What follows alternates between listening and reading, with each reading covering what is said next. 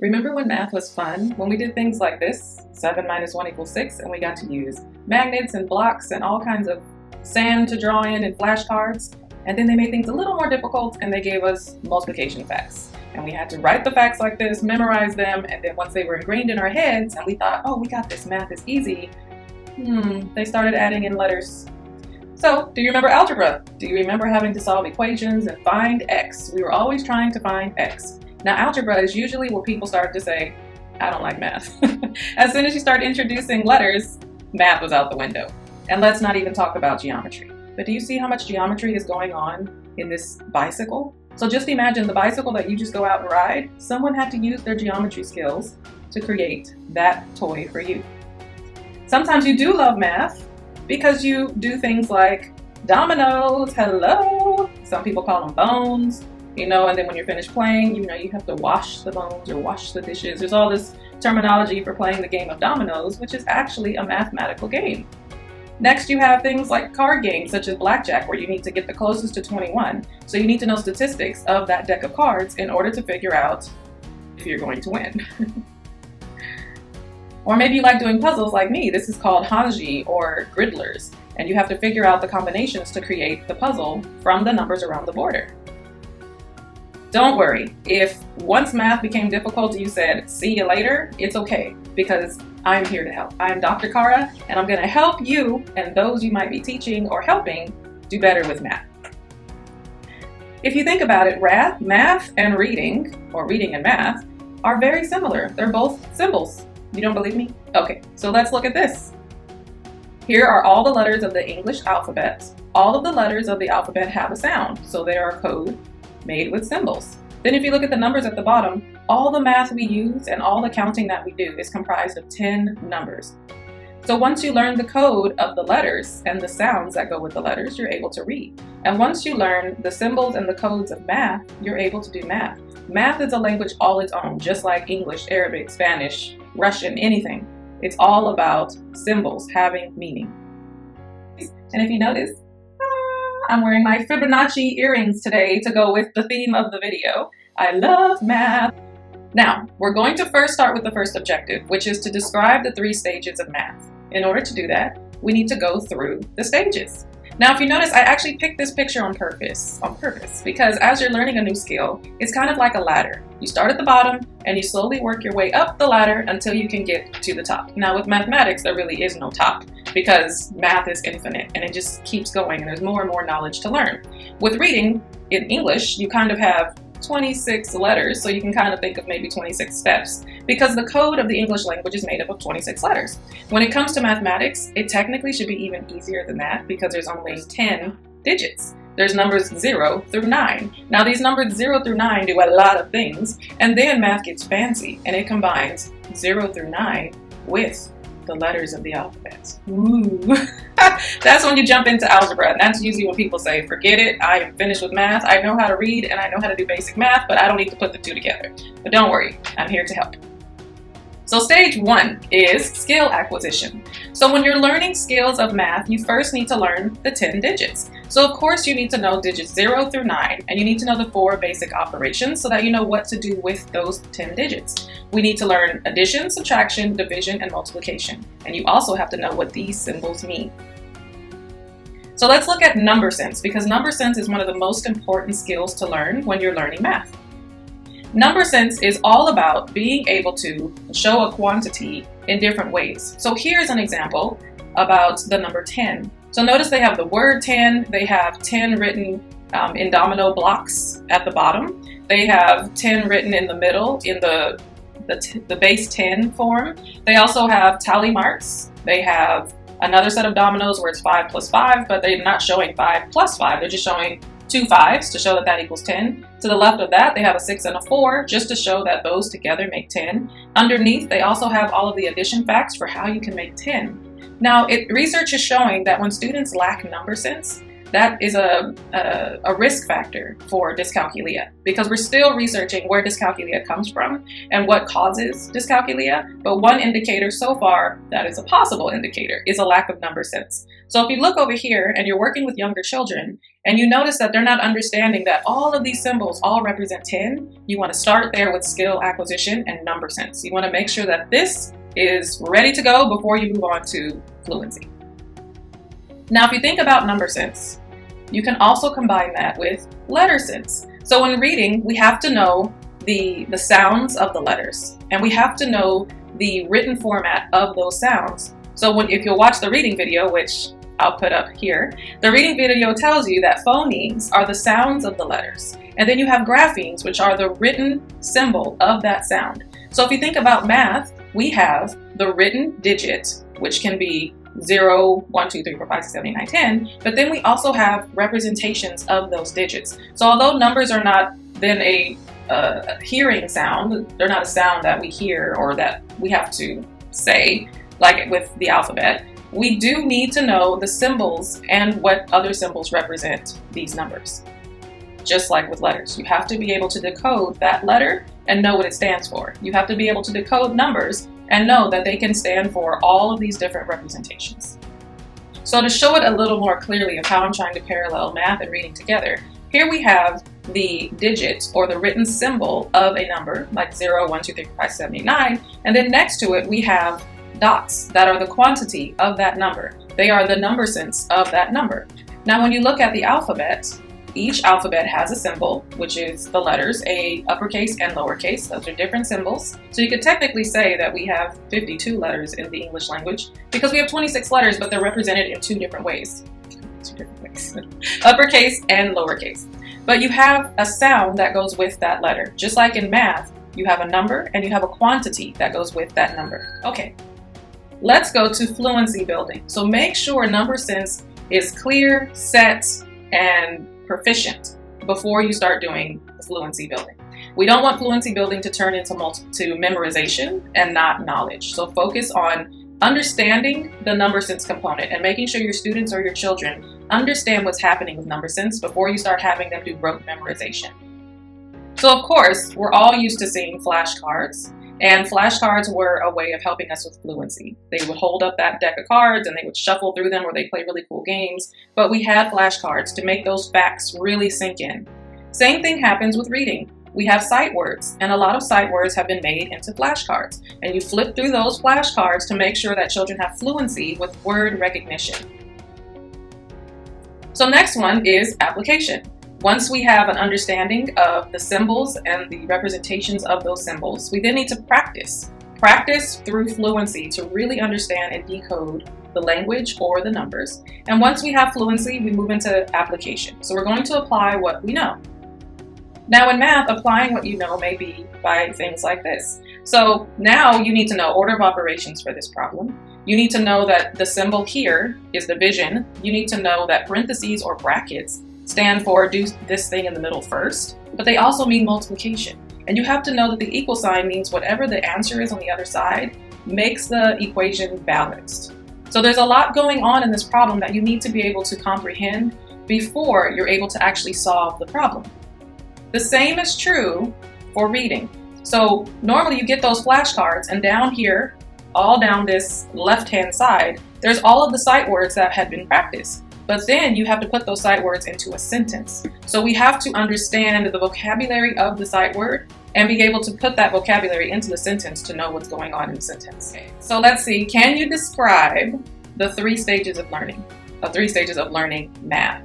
So of course, the first one was skill acquisition. Yes, you need to know the numbers from 0 to 9. You need to know the 4 basic operations, and that is at minimum for math. And remember, that also translates into skill acquisition of a language, the letters and the symbols and the sounds.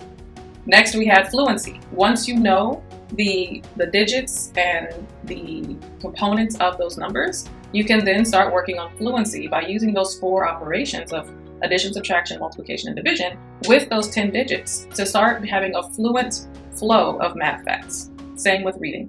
You have to have a a fluent flow of reading the different phonemes of letters and combining them to make morphemes in order to create words. And once you know the words, you can then read the sentences. Once you can read sentences, you can do whole paragraphs. And then number 3 is application. So you need to do skill acquisition, then practice your fluency. Once you have your fluency down, we apply our knowledge and skills into actual problems.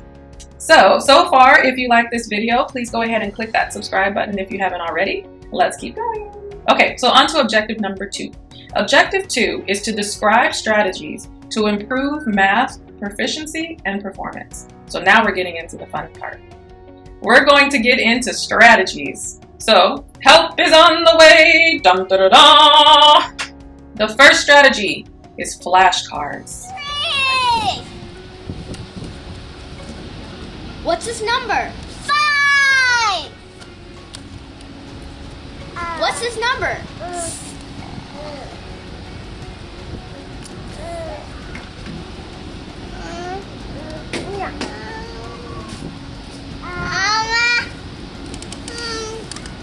9. 9. 8. 6. 7. 10. Flashcards are a great way to get those skills fluent, to get them ingrained, just like sight words. We want to be able to see 3 plus 2 and immediately know that it's 5. I'm going to show you this website that I found that has flashcards for more than addition, subtraction, multiplication, and division. They have flashcards for almost every basic component or every foundational component of mathematics. So let's go. The next strategy that I want to talk about is finger counting. Now with finger counting, sometimes the old school method or sometimes even new school teachers will say, no, put your fingers away. But actually, if you say, what's 5 plus 4? And a student goes,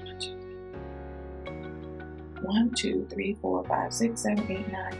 It's actually a great thing. It's called embodied cognition. And studies are showing that when people are aware of their fingertips and the different components of their fingers, they're able to do more mental calculations more quickly. So you've probably seen some of the videos where there's children who are able to do like 329 times 685, and they're like, and then they know the answer. It's because they've learned to use not just, the tops, like we normally like, 1, 2, 3, 4, 5, 6, 7, 8, 9, 10, but they've also learned to use the pads of the different parts of the fingers. They're learning to use the lines in between. They're learning to use so many different parts of the fingers that they can go well beyond the 10 digits that are on our hands. And I think it's absolutely amazing. So here's a video of Michaela doing a little bit of math at the beach. And yes, we're at the beach because you don't have to learn in the classroom and you don't have to learn only in the house. We like to take our learning outside. So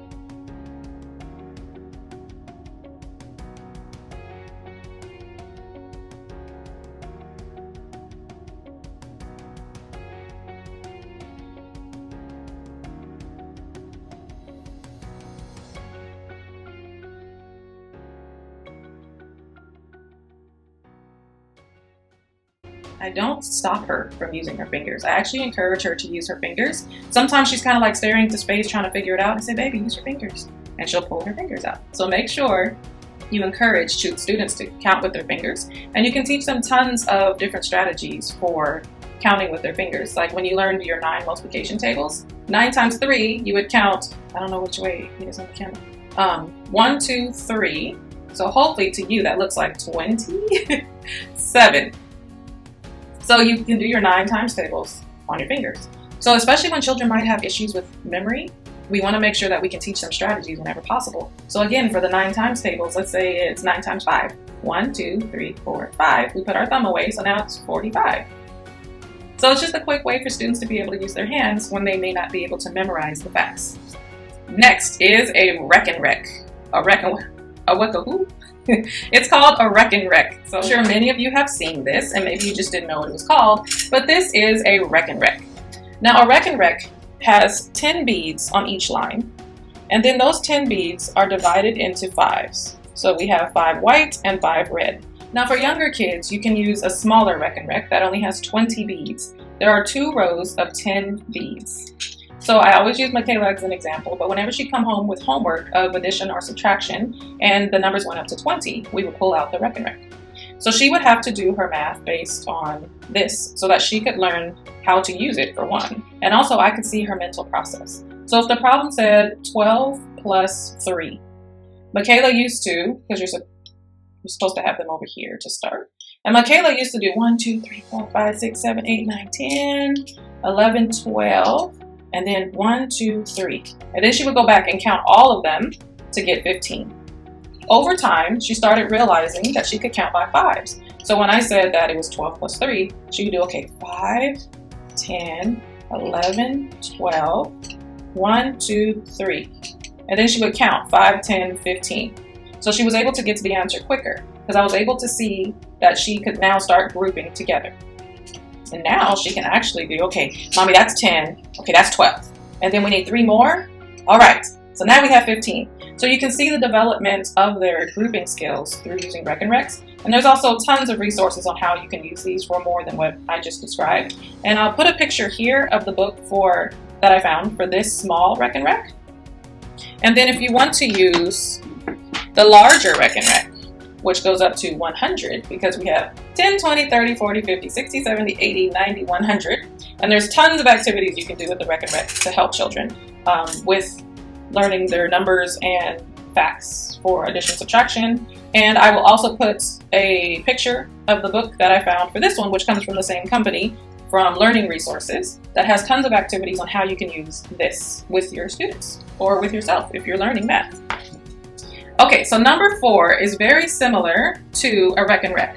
It's called an abacus. Now, we know historically an abacus came out way before a Rekenrek, and an abacus was actually one of the first forms of technology for math. Technology does not have to include batteries or be plugged into the wall. Technology is anything that makes a task simpler. It's innovative. So this abacus was the first calculator. Maybe not the first. I'll have to fact check that. That might be fake news. But the abacus has been used for a very long time for mental calculations. Now, I was looking up this. The abacus, the Chinese abacus on the right, is the one I'm most used to seeing. And I was looking up how far can you do calculations with this abacus. And it looks like you can go all the way to, it wasn't the millions, it was the next one after the millions, so the billions, almost to whatever comes after billions. It's amazing. So the whole process of using an abacus it's like learning how to use a calculator. It's like learning how to use multiplication charts or any of those other strategies that we use. You learn to use the abacus. Now, because I love all things math, I was in Daiso here in Abu Dhabi, which is basically like a dollar store in the United States. Everything is almost $2. So it's like the little discount $1 or $2 store. Of course, some things cost more. So maybe it's more like a Dollar General or a Family Dollar. But anyway, I saw one! Yay! So now looking at this chart over here on the side, this is actually a Japanese abacus. Or maybe it's a Chinese abacus and it's just missing one row. If you know if I'm wrong, tell me in the comments, is this a Japanese abacus or a Chinese abacus? I do want to know. But I actually tried to start learning how to count using an abacus, and I need to get back to that. Because it looks like the numbers up here have a higher quantity than the numbers down here. And it's just, I don't know. It's like learning to use a calculator. You have to learn and you have to practice. And I haven't practiced. But this is really cool. So let's think about how we can use an abacus in class, or even the Rekenrek, to allow students to have visual representations of numbers, and they can be considered as manipulatives. Okay, if we look at This next one, we're all familiar. I won't say we're all familiar, but I'm not sure. Let me stop assuming. Number one, when you're teaching, is you don't assume. This is a multiplication chart. Now, sometimes we learned to use this chart when we were younger and we weren't allowed to use calculators. So if you notice, if you look at the number 4 at the top and the number 4 in the corner, if you bring those two corners together, so the 4 at the top and the 4 on the corner, and you bring them to the corner where they meet, the answer is 16. So they've created this chart, and there's also addition charts. There was a really confusing looking one for subtraction, but there's different charts so that students who are having issues with fluency based on memorization, they can use these charts as assistance when they're doing assignments. Now, for those students who do have learning disabilities or students who may be struggling to learn, you can use things like the Rekenrek, you can use an abacus, you can use these mathematical charts to help them when they're doing their assignments in class. Now, unless they have a documented disability and they have the charts, the Rekenrek, or an abacus or something similar written into their IEP, they wouldn't be allowed to use these devices on a normal basis. So if there's no disability documented, you can't just give any child one of these devices for like an assessment, for a test. But if you're just doing assignments in class, informal assessments, homework, yes, provide it to all of the students. It doesn't have to be a student who has a disability. We want to teach these skills for problem solving and solving problems to everyone. But just remember that it's technically not allowed to give all of the students an abacus or a Rekenrek or these charts for an assessment unless it's been documented that they need this as a resource for learning. Okay, let me take my serious face off. Okay, so next we also have this type of chart. Now this chart you might have learned in your algebra years, where you're learning how to factor the expression at the top, which is x squared plus 5x plus 6. But it's actually a great shortcut for factoring out expressions. I'll just stop with that. This isn't an algebra video. So another thing is you might have learned the butterfly method. So you can use the butterfly method for addition and subtraction of fractions, as you see here. And you can also use it for ratios, or seeing if two fractions are equivalent. Now, moving on to strategy number 6 is my personal favorites, which are puzzles. Puzzles can help so much with memorization, critical thinking, problem solving, visual memory, spatial memory and spatial practice, sustaining attention, focus, concentration. There's so many things, and I actually have a video on memory and a video on attention where games are included, and I'll put a link to those videos here. But puzzles are extremely important in mathematics. So this is the puzzle Sudoku, and you have to get the digits 1, 2, 3, 4, 5, 6, 7, 8, 9 on every row and down every column. So that is the whole focus of Sudoku, but it takes critical thinking and problem solving for you to figure out which number would go where. Because if you've already used, like here, they have an 8 in this middle row. So this whole box of 9 right here cannot have another number 8. So you have to figure out where 8 could go in the remaining 2 boxes over to the right, but it can't be in any of the middle rows. It has to be at the top or the bottom for the other 2. We can get into that later. But it is definitely a logic game. Next we have tangrams. Now tangrams normally have 7 pieces, and the original tangram is the 7 pieces fit into a square. So the first puzzle is to take these 7 pieces and put them back into the shape of a square. Then it evolves into making different pictures, such as a train, which is down here at the bottom. This looks like maybe a tulip or some type of flower. And over here we have a house. Now, when you're playing the games with tangrams, there's usually a card, and you would see this train, but it would all be black, like a black shadow. And then you have to figure out which shapes they use to create this train. Or for younger children, or for those who are beginning with tangrams, the picture would actually look just like this, and you have to copy the picture itself based on the shapes that you see. There's also different forms of tangrams. Maybe they're not called tangrams anymore, but this looks a lot like Tetris. Now I am the queen of Tetris. I mean the original Tetris, the one where we had Game Boys like side by side. And did we have to put a cord in the Game Boys? I don't remember, but you played someone, and when you got 2 lines or more, lines went to your partner. It was on that grayish green screen. I'm the queen of that game, and I would challenge anyone. Challenging anyone to Tetris, the original Tetris. Anyway, so this is another logic puzzle, and it has different designs that you have to create based on these shapes.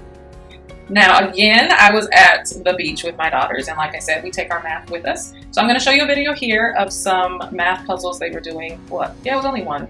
They were doing one math puzzle at the beach, but they really like playing with all of these different color shapes.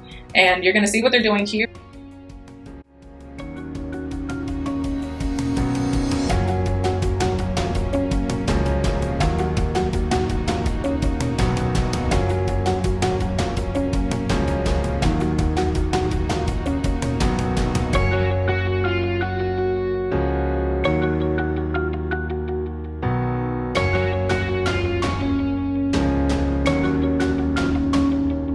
That they're following the pattern of the game, like of the puzzle, but then they also like to put the puzzle boards away and then just create things with the shapes themselves. And I'm not going to sit there and ruin the fun and tell them that they're learning all about geometry and shapes and congruency and how triangles fit into hexagons, and I'm not going to do that. I'm just going to let them figure out the puzzles and have fun learning, and we can get into the deep, comprehensive reasons later. Let's go to mnemonics and visuals. Now I saw something super cool about this picture, and it was saying that the reason numbers are written this way is because of their angles. So you'll notice the number 0 doesn't have any angles. The number 1 is written this way because it has one angle. Then the number 2 was written like this because it has two angles. The number 3 was written for 3 angles. The number 4 was written for 4 angles. Blah, blah, blah. Now, I thought that was extremely interesting because I'm always wondering how symbols come up in language. Why do we write the letters in English the way we do? Why do we write our numbers the way we do? This is actually, I believe, the Arabic form of writing numbers. And there's also like Greek numbers, and there's Roman numerals. And so I was just like, that's really cool if that's the reason they formed the digits this way, is so that you know how many angles there are in each digit. Who knew? But mnemonics and visuals. So let's look at some other things that have helped us along the way if we learn these in math class. In algebra and in geometry, you have to learn a lot of formulas, and trying to remember those unless you're given a study guide can be difficult. So here are some fun ways to remember circumference and area. So when you're trying to remember the equation for circumference, you can remember cherry pies delicious. Like a cherry pie is delicious. So cherry stands for circumference because it starts with a C. Pi is for the symbol of pi, which is 3.14, blah, blah, blah, blah, blah, blah, blah, blah, blah, on forever. And then D is for diameter, which is delicious. So cherry pies delicious. Now, if you need to find the area of a circle, you would say apple pies are 2. So now the A is for area, but we're going to say apple to remember. Of course, we have pi again. And then we have radius, but when we say 2, it reminds us to put radius squared. So it's just a fun way to help you remember instead of having to remember C equals pi D and A equals pi R squared. You may not remember that way, but you can remember cherry pie is delicious and apple pies are 2. Here's another fun one. It just reminds you which angles add up to 180 in the different shapes that you see in geometry. Next, we have a subtraction poem. Now this is for younger children who are learning how to subtract, but this is super cute. So they have a problem, 58 minus 5, and it says more on top, no need to stop. So if the number on the top is bigger than the number on the bottom, we can go ahead and keep going. Then if it says more on the floor, go to next door. So here we have 55. So in the ones column, 5 is not bigger than 8. So the one on the floor, which is 8, is bigger. So we have to go next door and get 10 more. So this is reminding children when they need to borrow from the digit next to the one that's not big enough. Then it says numbers the same, zero's the game. So if we have 8 and 8, then the answer is going to 8 minus 8, the answer will be 0. So this is just one way to remind students when they need to borrow from the next place value if the place value that they're on doesn't have enough quantity. Now remember, this is why numeracy is so important. Children need to be able to understand that 8 has 8 dots and 5 has 5 dots. So 8 can take away 5 dots, but 5 can't take away 8 dots. So we need to borrow from the next place value. Now, for my last set of strategies, go outside. I know I posted videos within this video of my girls doing math outside, and I honestly do take learning with me a lot of times to the park, to the beach. in the car if we're going on a road trip. And I like to do learning in the car, and they think it's fun instead of just sitting in the living room or always doing learning at school or always sitting at the kitchen table or at their desk. We always go out and we try to learn outside. Even if I don't bring something with me, we try to pay attention to signs and license plates and the menus. If I try to let Michaela read the menu, or I let Alia look at the different pictures of the menu to decide what she wants to eat. There's learning happening all the time, and it just makes you a lifelong learner, and it helps you be aware of your surroundings to always look for things to know. So go outside. You'll notice that when you're outside, there's lots and lots of advertisements. So this one is saying that you get 50% off. Now it's in a different language, so I'm not sure what it's saying, but you get 50% off. So it's nice to know what 50% means, because if they say, take half the money away, then most people might understand that. But if you say it's 50% off, some people may not know what 50% is, which is why it's important to teach math skills. You can also do things like going to a track. A track is a great place to do lots of math because all of the lanes are different lengths. So you can have children try to understand or try to analyze why, if a track runner is running a 400-meter race, why do the 8 runners start in different places? These are just some questions you can get children thinking about, and then you can have them actually measure or try to figure out if the track was made correctly and all the lines are in the right places. But there's a lot of math that can be learned on a running track, and then they get to run and exercise at the same time. Another one is teaching stocks. Now, they don't have to buy the stocks, but it could be a thing in your math class or in any class, honestly, where each day you kind of look at the stocks. So you might pick like the top 3, like NASDAQ and maybe Facebook and Apple and, ones they might be interested in, and have those 3 up every day so that they can analyze and start to understand what's happening with the stocks. And they can even do like a case study or a pretend report on stocks over the term or over the quarter, whatever the grading period is, to see what was happening with the stocks. And if they were older and they were buying stocks, what would they have done and how much money would they have made? It can be a whole lesson, but you can teach them from early about stocks, how to use them, and how to read them.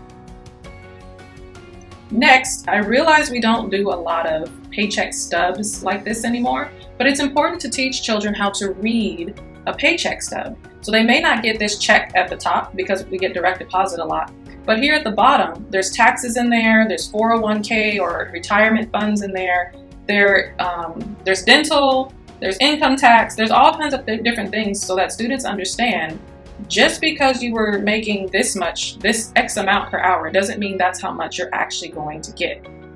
It's important, or else it can be shocking. When you get your first check, if you didn't realize so many things were going to come out of your check, then your check becomes like, what? Where's the rest of my money? Now here in Abu Dhabi, we get to work tax-free. One perk of working overseas. However, we do still, as American citizens, we do still file our taxes, and we're exempt to have to pay taxes up to a certain amount. If you make more than that certain amount, you still do need to pay some taxes. But when we get our paychecks here, nothing is taken out. They are legit full paychecks. But it's important to still learn these skills because chances are everyone in America is not going to move overseas and start working for tax-free income. So make sure your students know about taxes as soon as possible. So now, can you describe strategies to improve math proficiency and performance? I'm not going to go through all 8 of the categories that I mentioned, but if you feel like you're stuck or you forgot a few that I mentioned, feel free to rewind the video and go back and watch some of those strategies again. I hope this video was informational for you and that you're able to use some of these strategies. So thank you so much for watching the video, and I look forward to seeing you in the next video. Make sure you subscribe and put a thumbs up, leave comments down in the bottom. I would really like to engage with all of my viewers. If you have any other strategies that you'd like to use, or if you found that some of these strategies helped, let me know down in the comments so that I know how these videos are helping you. And I'm Dr. Clara. I'm an educator, and I'm here to educate to you.